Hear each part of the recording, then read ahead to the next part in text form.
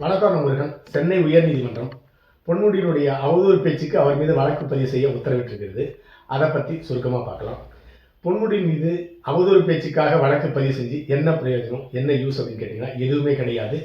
ஊழல் வழக்கிலேயே பொன்முடிக்கு உயர்நீதிமன்றமோ உச்ச நீதிமன்றமோ 20 வருஷம் ஆனாலும் தண்டனை வழங்க முடியாத நிலையில் இருக்கும் பொழுது அவருடைய அவதூறு பேச்சுக்கு 500 வருஷம் ஆனாலும் அவருக்கு தண்டனை வழங்க மாட்டார்கள். காரணம், இந்திய நீதித்துறையில் ஊழல் அந்த அளவுக்கு பெருக்கெடுத்து ஆறாவது தான் அதற்கு காரணம்.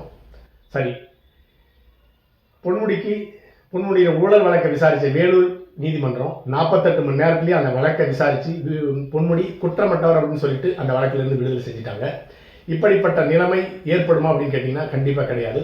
ஒரு ஊழல் வழக்கில் ஆயிரக்கணக்கான பக்கங்களை படித்து நூற்றுக்கணக்கான சாட்சியங்களை விசாரித்து ஒரு 50 வருஷமானாலும் தண்டனை வழங்காத நீதிமன்றம் பொன்முடியினுடைய ஊழல் வழக்கை 48 மணி நேரத்தில் விசாரித்து தீர்ப்பு வழங்கியிருக்கிறது குற்றமற்றவர் அப்படின்னு சொல்லிட்டு.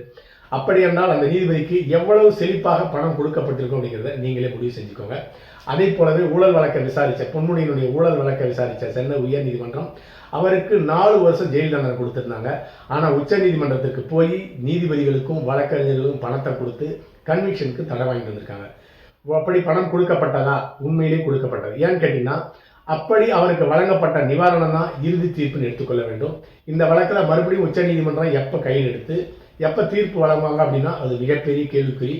பொன்முடி இறந்த பிறகு வேண்டுமென்றால் தீர்ப்பு வழங்கணும் அப்படின்னு எடுத்துக்கொள்ள வேண்டும். அதனால தான் சொல்கிறேன், பொன்முடியினுடைய அவதூறு வழக்குக்கு அவருக்கு எந்த விதமான தண்டனையும் வழங்கப்படவில்லை. ஆயிரக்கணக்கான ஊழல் நீதிபதிகள் இருந்தாலும் இப்படிப்பட்ட 1-2 நீதிபதிகள் வழங்குற தீர்ப்பு தான் இந்தியாவில் நீதிமன்றம் இன்னும் நீதி சாகாம இன்னும் உயிரோடு இருக்கு அப்படிங்கிறதுக்கு நமக்கு உணர்த்தும் செயல் அப்படின்னு எடுத்துக்கொள்ள வேண்டும். இந்த வழக்கில் நேர்மையான நீதிபதி பொன்முடியினுடைய ஆபாச பேச்சுக்கு அவர் மீது வழக்கு பதிவு செய்ய உத்தரவிட்டிருக்கின்றார். இதே இந்த வழக்கு வேறு அமர்வுக்கு மாற்றப்பட்டால் ஓரிரண்டு நாளிலேயே இந்த வழக்கு முழுவதுமாக ரத்து செய்யப்படும். அதே போல உச்ச நீதிமன்றத்துக்கு இந்த வழக்கு அப்பீலுக்கு அனுப்பிச்சு இந்த வழக்கையே இழுத்து மூடுவதற்கான அனைத்து அதிகாரமும் பொன்முடிக்கு இருக்கிறது. ஏன்னு கேட்டீங்கன்னா அந்த அளவுக்கு ஆயிரக்கணக்கான கோடிக்கு பணத்துக்கு அதிபர் தான் பொன்முடி அவர்கள். அது மட்டும் இல்லாமல் அதிகார வர்க்கத்தினுடைய கையில் இருக்கின்றார். அதனால இந்த அவதூறு வழக்கில் பொன்முடிக்கு நீதிமன்றத்தால் தண்டனை வழங்க முடியாது அப்படிங்கிறது தான் உண்மை. அடுத்ததாக அவதூறு பேச்சு, அதாவது சைவம் வைணவம் அப்படின்னு பேசியிருக்கிறாரு. அது மட்டும் இல்லாமல் படுத்துக்கிட்டா 10 ரூபா, நின்றுக்கிட்டா 5 ரூபா அப்படின்னு சொல்லிட்டு மிக மிக கேவலமாக பெண்களை இழிவாக பேசியிருக்கிறார். இந்த தொழில் செய்யும் பெண்கள் வேண்டுமென்ற தங்களுடைய சந்தோஷத்துக்காக இந்த தொழில் செய்ய கிடையாது. தங்களுடைய அன்றாட வாழ்க்கையை வாழ்க்கை நடத்துறதுக்காக தான் இப்படிப்பட்ட செயலை செய்கிறார்கள். அவர்கள் இழிவானவர்கள் கிடையாது. அவர்களை பற்றி இப்படி பேசும் அரசியல்வாதிகளும் பொது நபர்கள் தான் இழிவானவர்கள் எடுத்துக்கொள்ள வேண்டும். இந்த விபச்சாரம் என்பது அரசியல்வாதிகளுடைய ஊழலை காட்டிலும் நீதிபதிகளின் ஊழலை காட்டிலும் மோசமான தொழில் கிடையாது. அதைவிடமான ஒரு நல்ல தொழில் என்று எடுத்துக்கொள்ள வேண்டும். விபச்சாரம் ஒரு அவலம் கிடையாது, மோசமான செயல் கிடையாது. இது சமூக அவலம் எடுத்துக்கொள்ள வேண்டும். அரசியல்வாதிகளுடைய அலங்கோலம் என்று எடுத்துக்கொள்வதுதான் சரியாக இருக்கும். அதை பற்றி மிக கொச்சையாக பேசுவது அதைவிட மிகவும் அவலம் என்று எடுத்துக்கொள்ள வேண்டும். அமைச்சனுடைய இந்த பேச்சு ஆணவத்தினுடைய உச்சம் என்று எடுத்துக்கொள்ள வேண்டும். அதே போல சவுக்கு சங்கருக்கு எதிராக அண்ணா திராவிட முன்னேற்ற கழகத்தினர் மகளிர் போலீஸை இழிவா பேசிட்டாங்கன்னு சொல்லிட்டு பணத்தை கொடுத்து பெண்களை கூட்டிட்டு வந்து போராட்டம் நடத்தினாங்க. அது எல்லாமே பணத்துக்காக கூடிய கூட்டம். அமைச்சர் பொன்முடியினுடைய இழிவான பேச்சுக்கு எதிராக அண்ணா திராவிட முன்னேற்ற கழகத்தை சேர்ந்த மகளிர் எல்லாமே கூட்டம் கூடி ஆர்ப்பாட்டம் நடத்தி கண்டனம் தெரிவிச்சிருக்காங்க. அது தானா சேர்ந்த கூட்டம், உண்மையான கூட்டம். சரி, சட்டம் பொதுவானது.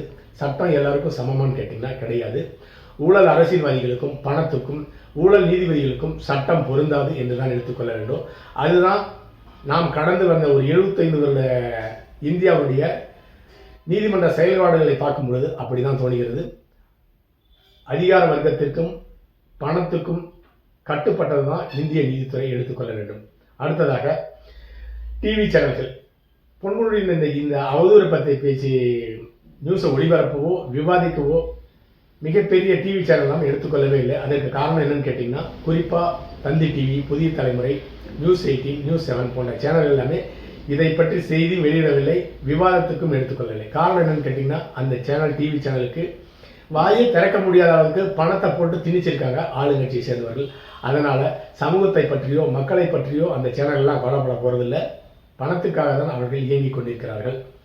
அடுத்ததாக இந்தியா ஒரு ஜனநாயக நாடுன்னு கேட்டிங்கன்னா கிடையாதுங்க. இந்தியா அப்படிங்கிற ஒரு பேர் போலவே ஜனநாயக நாடு அப்படிங்கிறது ஒரு பேர். இந்தியா ஜனநாயக நாடு அப்படிங்கிறது தான் ஒரு முழுமையான பெயர், இந்தியாவுடைய பெயர். ஆனால் இங்கே எந்த விதமான ஜனநாயகமும் செயல்படுவதும் இல்லை, அமல்படுத்தப்படவும் இல்லை என்பதுதான் உண்மை. அடுத்த பதிவில் சந்திக்கலாம். நன்றி.